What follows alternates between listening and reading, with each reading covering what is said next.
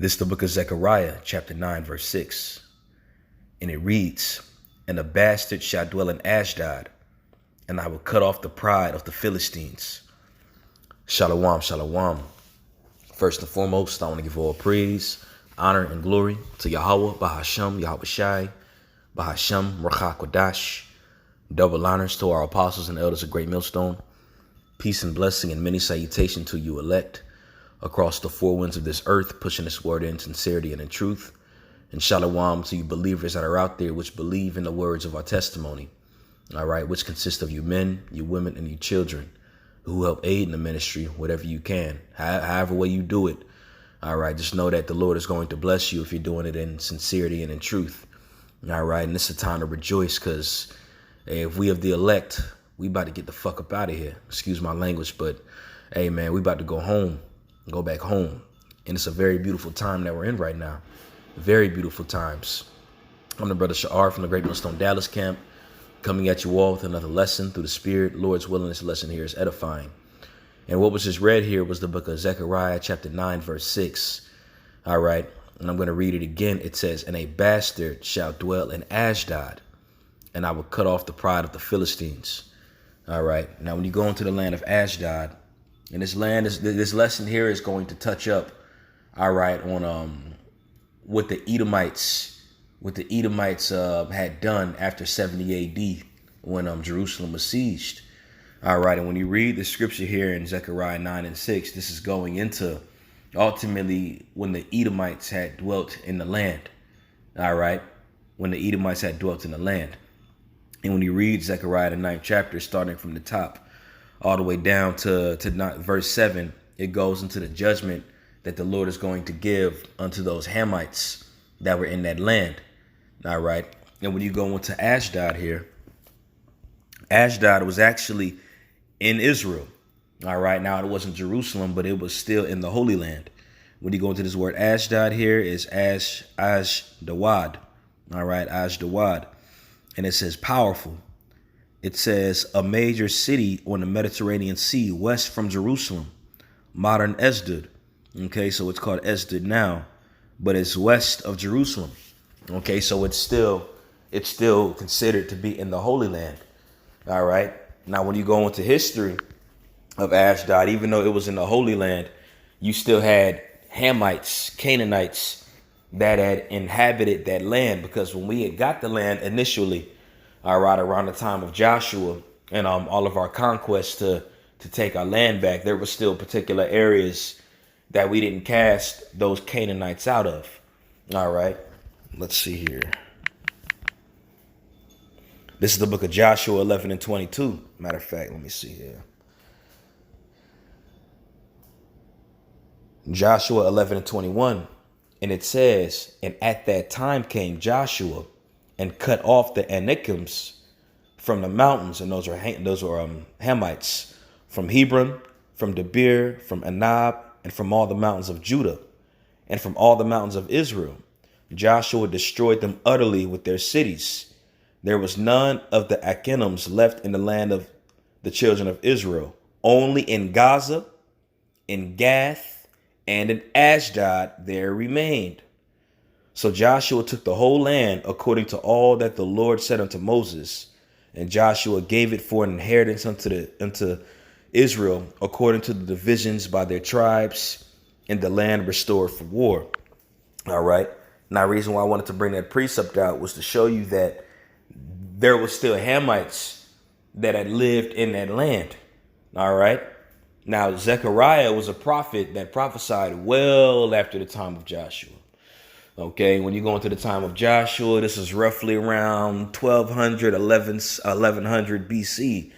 Okay, and when Zechariah was on the scene, Zechariah was a prophet that was a contemporary prophet alongside the prophet Haggai. And they both prophesied during the Medo-Persian Empire, which was roughly around 400, which was roughly around early 500, late 400 BC. Okay, so this was a 700-year period afterward, but you had those Hamites that still dwelt in that region. Okay, like it mentioned Gath in Joshua the 11th chapter. Okay, now Gath was the line that Goliath came from. Okay, and we constantly had wars with those Canaanites. All right, they were worshiping Dagon. They had taken the Ark of the Covenant at a period of time. You can read that in First Samuel, and they had taken it over to that region because we didn't kick all those Hamites out of that land. Okay, so they had dwelt in lands like Gath, okay, lands like Gaza, Ashkelon, and Ashdod, which was still considered in the Holy Land. Okay, so when you read Zechariah chapter 9, like I mentioned earlier, starting at the top on to verse 6, all right, it says, a bastard shall dwell in Ashdod. All right, now this bastard isn't talking about the Canaanites, which they were filthy children. All right, they were nasty people. That's why it says in verse 7, and I will take away his blood out of his mouth and his abominations from between his teeth. But he that remaineth, even he shall be for our God, and he shall be as a governor in Judah and Ekron as a Jebusite. All right, and ultimately, that's going into when we receive the land back. All right, when we get delivered. Okay, but when it says a bastard shall dwell in Ashdod, it's not talking about the Canaanites because they had already dwelt in that land. So it has to be talking about somebody else that's considered this bastard that's going to inherit that land. All right. And I said earlier in this lesson, namely, I just wanted to touch upon that history very briefly. Again, you read Zechariah 9, starting from the top one down, it goes into the judgment that the Lord is going to give unto those Canaanites. All right. And he did that. Even when you read in the previous verse, all right, verse 5, Salaki, if it sounds like I'm all over the place, but I want to express this as well, just to further prove my point that I'm going to make at the end of the lesson. Okay. When you read this here in Zechariah 9 and 5, it says, Ashkelon shall see it and fear. Gaza also shall see it and be very sorrowful. And Ekron, for her expectation, shall be ashamed. And the king shall perish from Gaza, and Ashkelon shall not be inhabited. All right. And when you go into what had taken place around that time, what Zechariah is prophesying the downfall of those Canaanites by the way of Alexander and his forces coming in. Because that's exactly what Alexander did. All right. Again, mind you, Zechariah was a prophet that prophesied during the Medo-Persian Empire.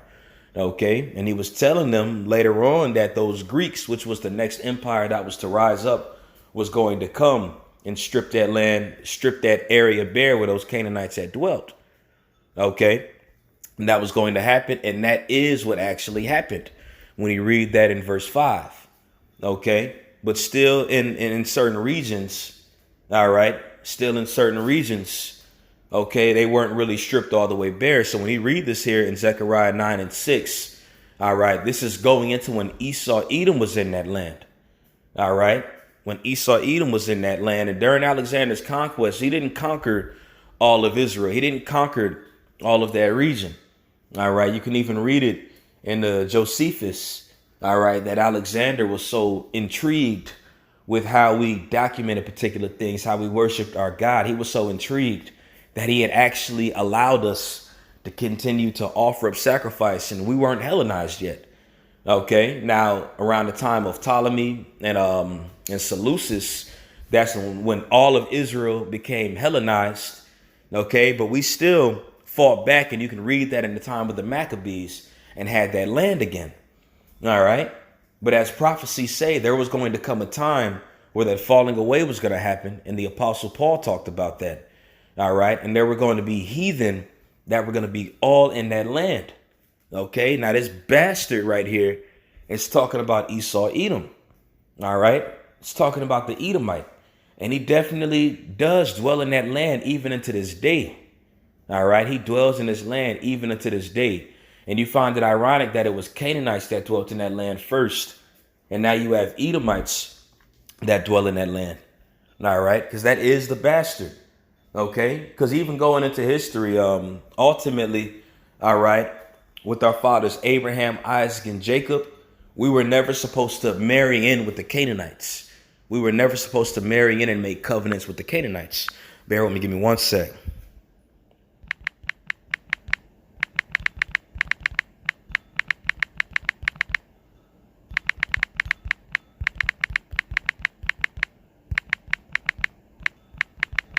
See if I can find it. Boy, Let's autocorrect. Works when it don't want you to, when it don't want to, and it doesn't work when you need it to. Let's see if I can find that verse. Because we weren't supposed to make covenants with the Canaanites. Okay? I believe it's in Joshua, the 1st chapter, but I want to find the verse. Let me see here. Bear with me one sec.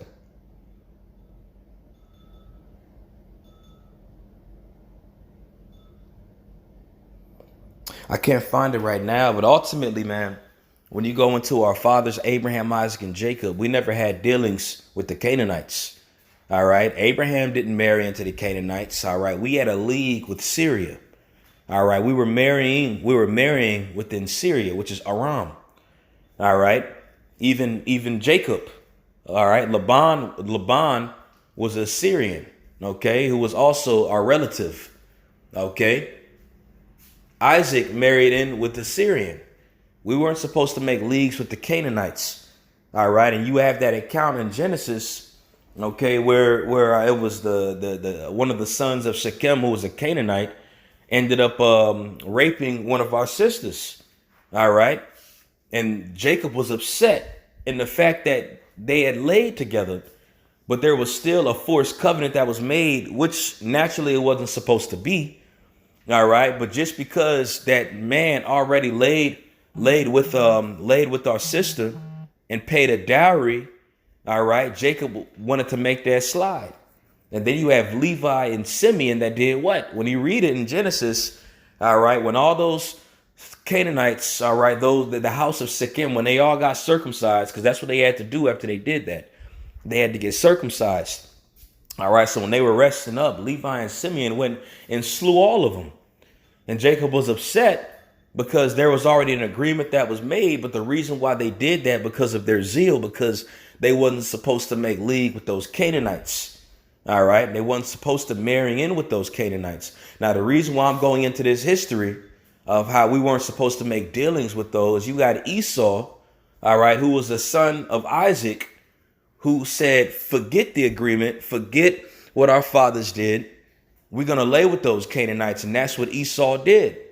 They made an agreement and a pact with those Canaanites. And it makes sense why they still follow their customs today. They still worship their gods today. All right. And they're very nasty, just like those Canaanites. OK, this is the book of Genesis, chapter 36. And I'm going to start at the top. And it says, now these are the generations of Esau, who was Edom. Esau took his wives of the daughters of Canaan, which he was not supposed to do. All right. Even though he's wicked anyway, so he's going to do it. But it just goes to show you that this is the natural child of rebellion. All right. And keep in mind, I'm making a point here, because, again, touching up on Zechariah 9:6, a bastard shall dwell in Ashdod, showing you that Esau is that bastard.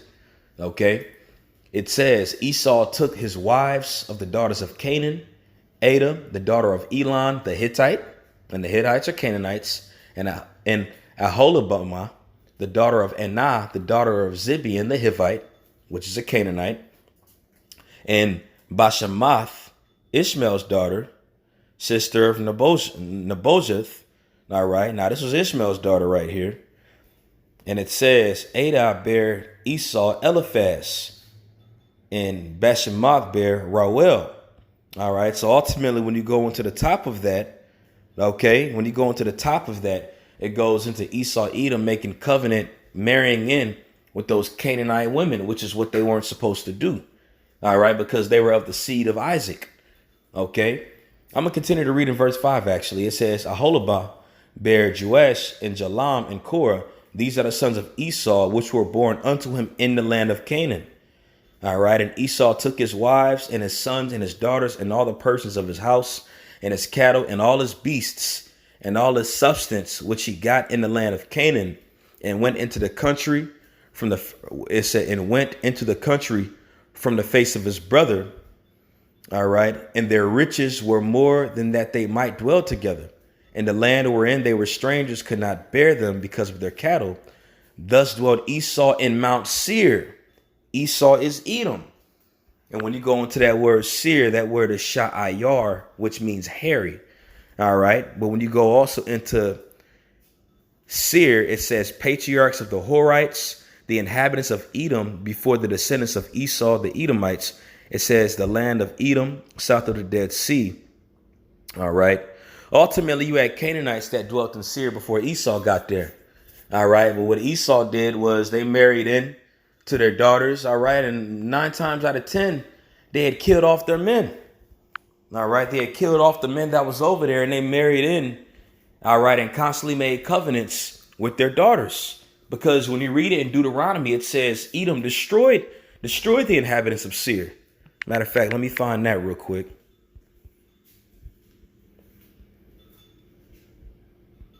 See if I can find it. Hold on.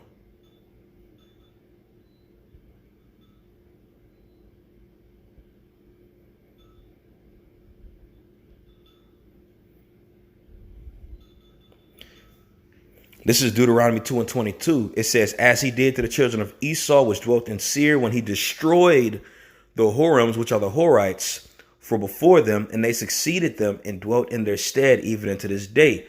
All right, so you got Edomites that went over into the land of the Horites in Seir and destroyed those inhabitants.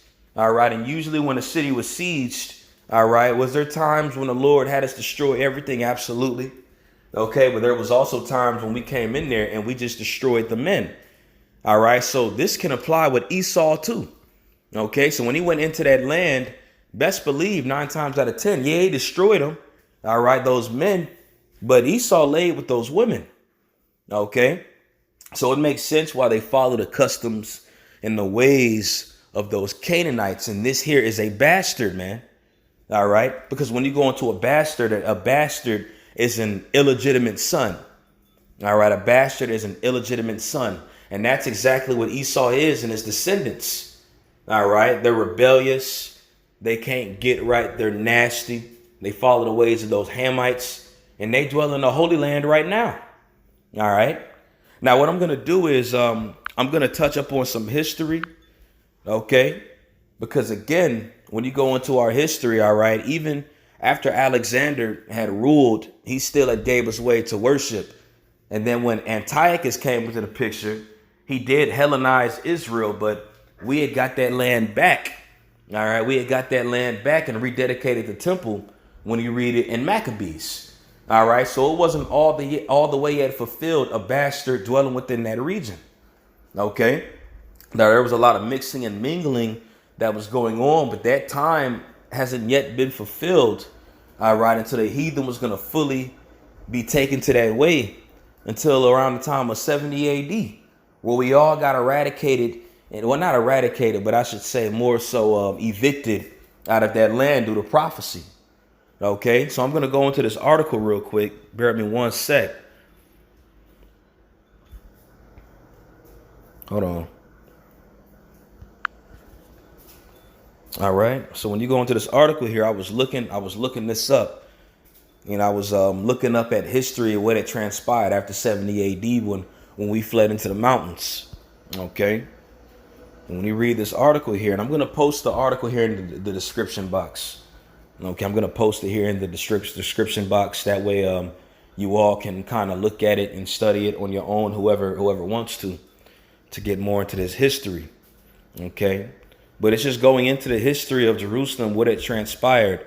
All right, ever since the Babylonians had came into the picture and burned it with fire. So the first one says Solomon's temple in Jerusalem was destroyed by the Babylonians in 587 BC. On the date in the Jewish calendar, 9th of Av, or Tish B'Av, it says the second was destroyed by the Romans on the same day. On the same date. Wow. So I didn't know that. So the same day that the Babylonians seized Jerusalem was the same day that the Edomites did it. All right. And this is the daughter of Babylon. They literally follow in the footsteps of their father, ancient Babylon, Neo-Babylon. Okay. So that's very interesting that it was on the same day, according to this at least, it was on the same day that the Babylonians seized Jerusalem. That's when Jerusalem was seized in 70 AD. All right, under Titus, Vespasian, and Domitian. It says Rome's destruction of the temple began at 66 AD when the Roman Emperor Nero appointed General Vespasian to put down a revolt in Judea. All right.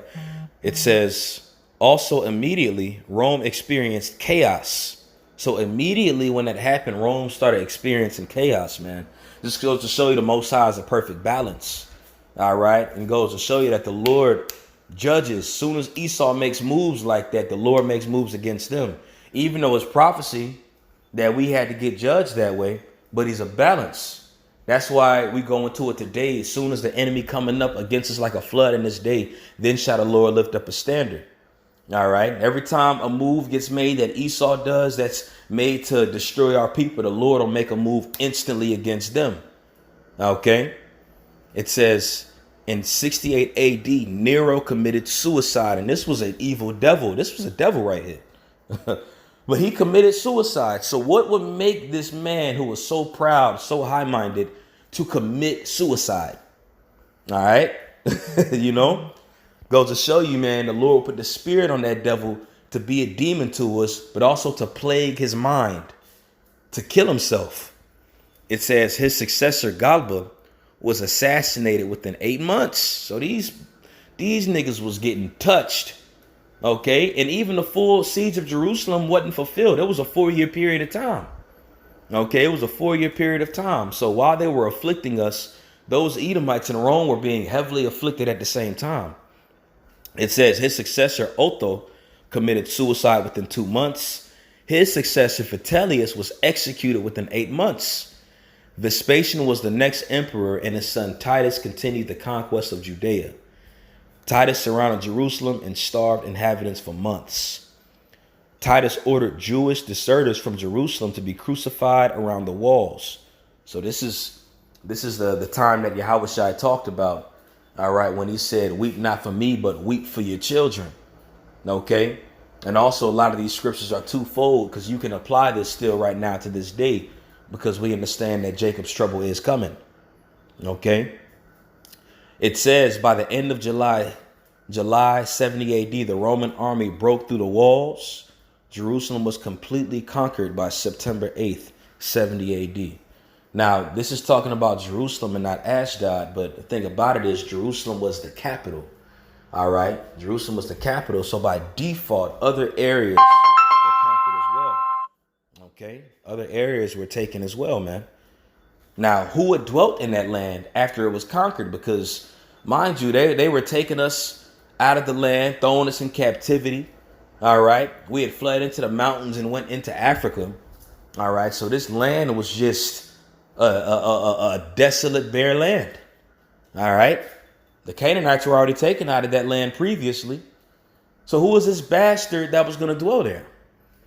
It says historian Josephus recorded that over 1 million Jews were killed in the siege. That's a lot of Israelites that was killed. Over 1 million of us. According to the historian Eusebius, Romans hunted down and killed all the descendants of the royal line of David. Makes sense why we fled into the mountain, because that's the same thing that Herod wanted to do when he heard that the Messiah was born, when he heard Yahushua was being born. And that's the same thing Pharaoh did around the time of Moses. Okay, nothing new under the sun. And that's the same thing that Esau wants to do today. He wants to kill off the holy line. All right, that's what Cain did. Shows you that these are the Edomites. All right, these are the Edomites. It says the Jewish temple was so completely destroyed that only the foundation stones of the Temple Mount were left, which are the bottom row of the Wailing Wall. All right. And that Wailing Wall, by the way, man, that's really Fort Antonia. So it ain't even the bottom stones that's really left, man. It was completely decimated, man. That Wailing Wall that a lot of those Jewish people go to, that it looks like they might be praying to the wall, but really when you look at the motion that they're doing, that they're humping the wall. All right. That's where you get Shekinah from, Shekinah glory. It goes into a completely other God, but they're humping that wall and they call it the Wailing Wall. All right. But it goes into saying that that temple was destroyed. All right. That's why Yahushua said this. That's why Yahushua said this in it's in Matthew. Hold on. Hold on.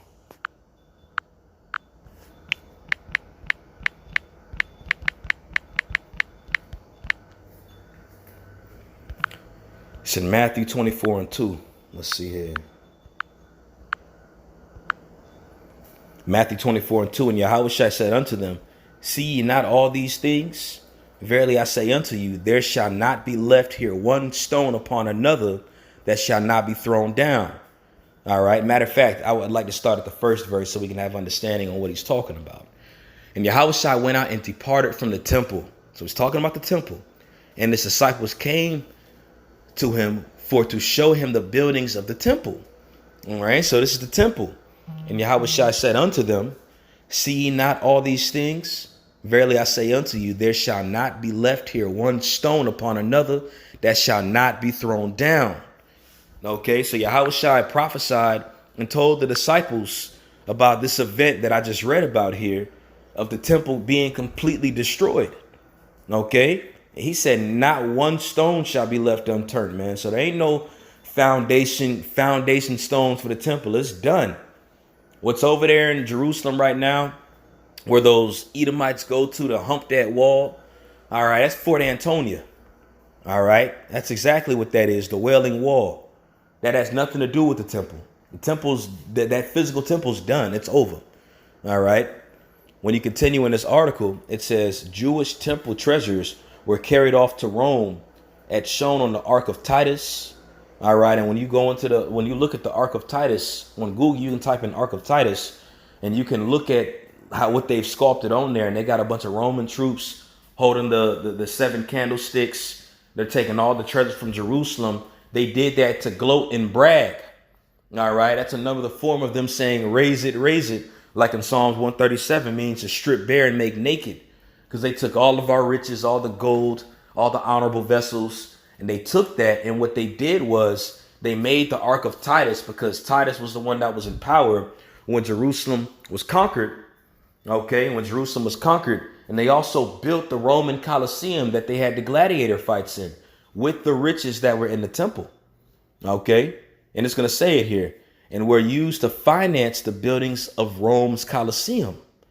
It says the Colosseum was so named as it was next to Nero's 100-foot high bronze Colossus statue depicting the Roman sun god Apollo, modeled after a 100-foot high bronze Colossus statue of Rhodes depicting the Greek sun god Helios.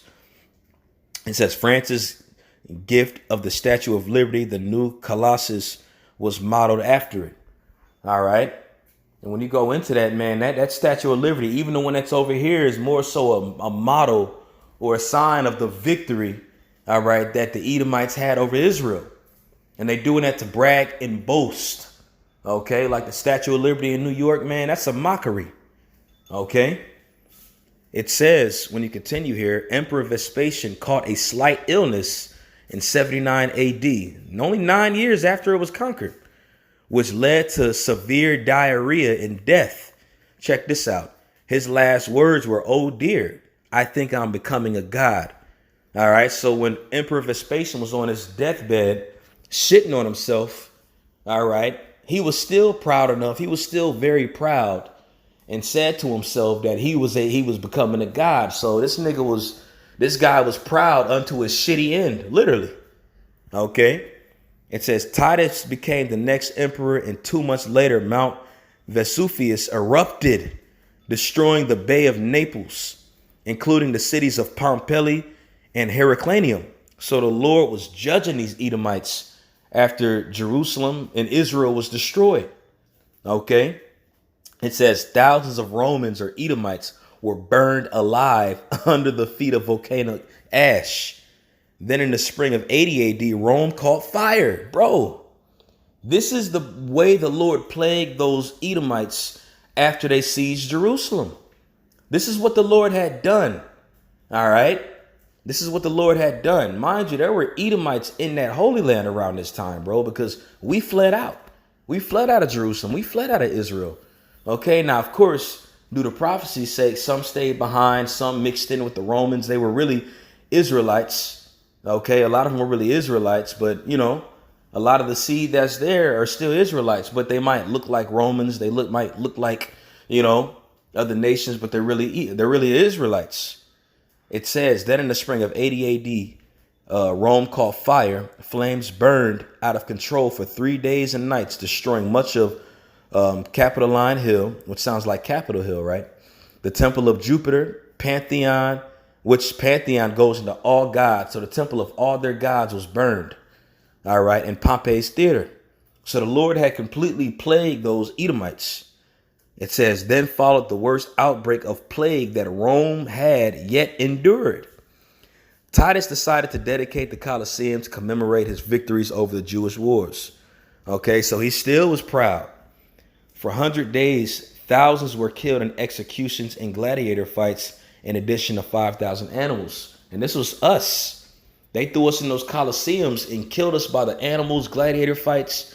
This is what they did. This is them wanting them to fulfill the hatred that they have toward Jacob.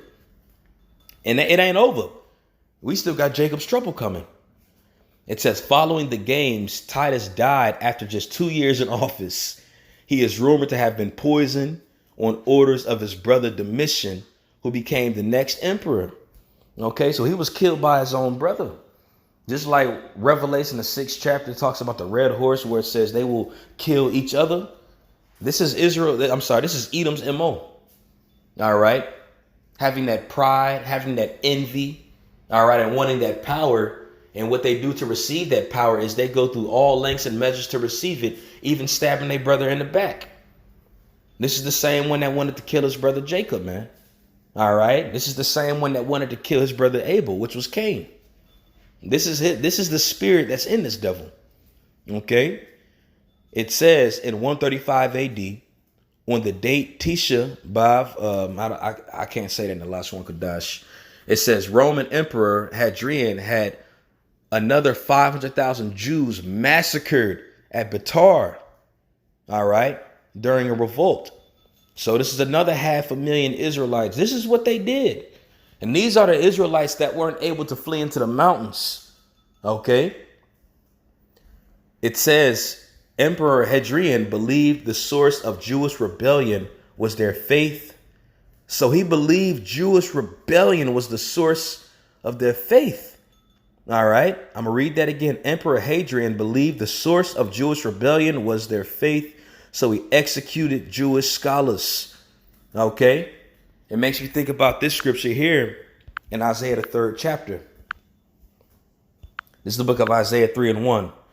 For behold, the Lord of hosts, doth take away from Jerusalem and from Judah the state and the staff, the whole stay of bread and the whole stay of water, the mighty man and the man of war, the judge and the prophet and the prudent and the ancient, the captain of 50 and the honorable man. A scholar is a very honorable man, and the counselor and the cunning artificer and the eloquent orator, which goes into speaker. And you need these particular things in order to run a nation. These are very important.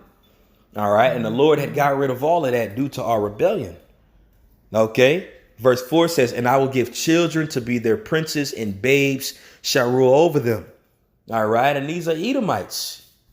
All right. Those that are younger than I have me in derision. OK, this is them.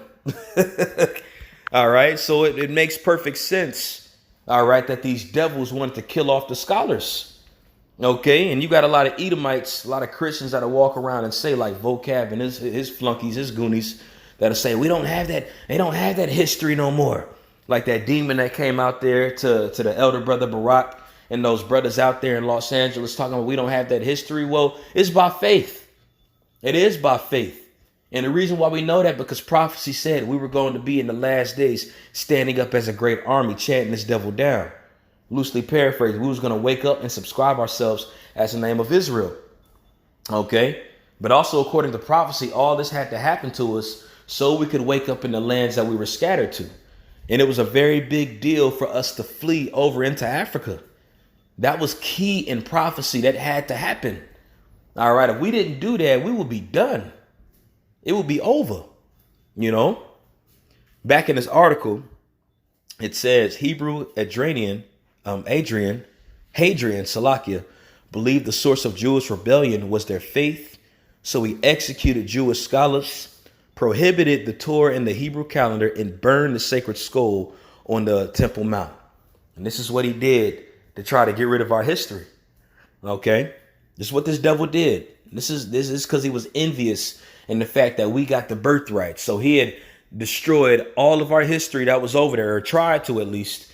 All right, a lot of it was carried over into Rome as well, and it's still in the Vatican. Okay, a lot of it's still under the Vatican that only particular people have access to, and certain museums that only particular people have access to. All right. But it says, in an attempt to completely erase Jewish history from the land, Emperor Hadrian renamed the province of Judea Syria Palestine. So that's when it was called. It was called Palestine for a long period of time, over 1,000 years. This is the origin of the region being referred to as Palestine. Hadrian also changed the name of Jerusalem to Aelia Capitolina, all right, which is Latin. So if he changed it to Latin, you can't deny the fact that those people that inhabited that land later on, all right, were Roman, and they spoke that Latin language, all right, and not only Jerusalem, all right, but in Israel, all right. These devils went into our land and inhabited that land. Zechariah 9:6, a bastard shall dwell in Ashdod. Okay, and then really, it's so much more history when you read this here. But there's something that I wanted to jump down to. There's a timeline. All right. And it says here, the land of Israel was invaded or occupied. The Roman Empire. Okay. The Roman Empire, 135 AD. Okay. And then in 39 AD, the Byzantine Empire, which was Jake's. All right. But we were going off even around that time. We were going off tripping. Might as well should have been bastards. And then it says Sassanid Persians, the Umayyad Caliphate, the Abbasid Caliphate, the Fatimid Caliphate. So you got Edom, Wicked Jakes, Ishmael up in there, the Turks. All right. The Turks, and no, a lot of them were Edomites, by the way. A lot of those Turks were Edomites. Okay. It says Latin Kingdom of Jerusalem, which Latin, really, it just goes into to those Spaniards, okay? But it was still a lot of Israelites that were there. It says the Mongolian Empire, which was Gooks, mongrels, which a lot of them was us too. A lot of them was us too, you know. But it says Mamluk, Sultanate of Egypt, the Ottoman Sultanate. All right, and when you go into this here, this is after the Dark Ages. All right, this is after the Dark Ages, man. You got those Ottomans that you actually have that account where you have Vlad Tepes. Okay, Vlad Tepes, and I believe where did he inhabit? Transylvania. All right, and they were having those battles with the Ottoman Empire.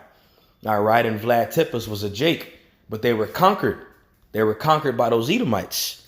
Okay, and then it says the Druze dynasty in 1660, in 1799, French Napoleon.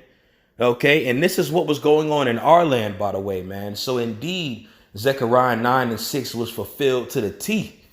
Okay, and we're in a time right now where it's over, because who do you have in that land right now? Because in 1948, well, I'll say this. In 1918, all right, they tried to write that declaration, all right, to allow those gutter rats to get moved over to the land of Palestine and rename it Israel. And that was fulfilled 30 years later in 1948 under the Balfour Declaration, which was written in 1918.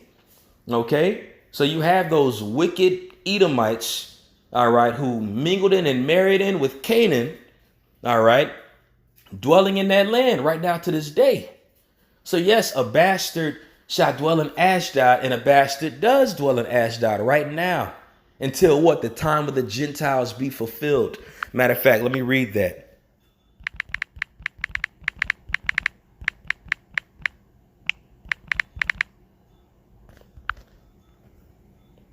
This is the book of Luke, chapter 21. And again, Lord's will, I post this link here in the description box so y'all can check it out for yourselves. But this is the book of Luke, chapter 21, verse 23. And this is Yahweh Shai going into, I quoted this earlier because Yahweh Shai was prophesying about 70 AD. And he was telling them that there were going to be heathen that were going to be in that land. Bastards that was going to be in that land until a particular time. And we just so happen to be entering into that time where they're getting ready to get kicked out of that land by the Lord, by Yahweh Shai and the elect. They about to get evicted out of that land because they've done too much. All right. And I've done a lesson in the past going into the Lord allows particular people to fulfill certain measurements before he acts out in complete judgment against them. So this is Luke 21 and 23. It says, but woe be unto them that are with child and to give them Salakim and to them that give suck in those days. For there shall be great distress in the land and wrath upon this people. And they shall fall by the edge of the sword going into 70 AD. All right, this is talking about 70 AD, and shall be led away captive into all nations. And that's what happened when I read in that history. We're led captives. A lot of us was killed. We fled into the mountains. OK, it says in Jerusalem shall be trodden down of the Gentiles. And Jerusalem's the capital. So if the capital is trodden down, what can you apply to the rest of Israel?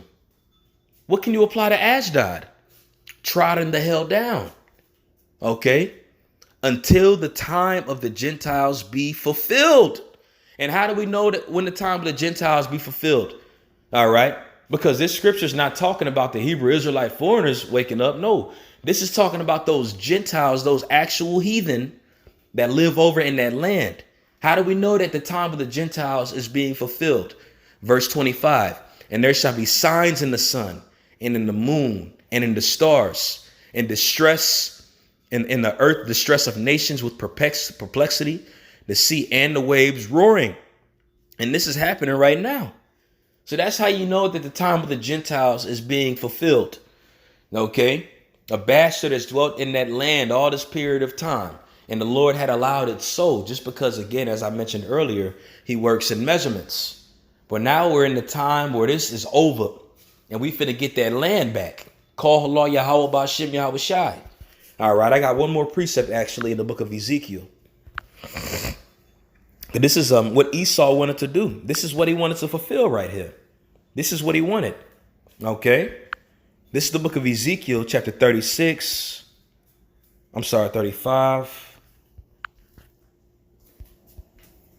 And this is actually a pretty heavy chapter, man.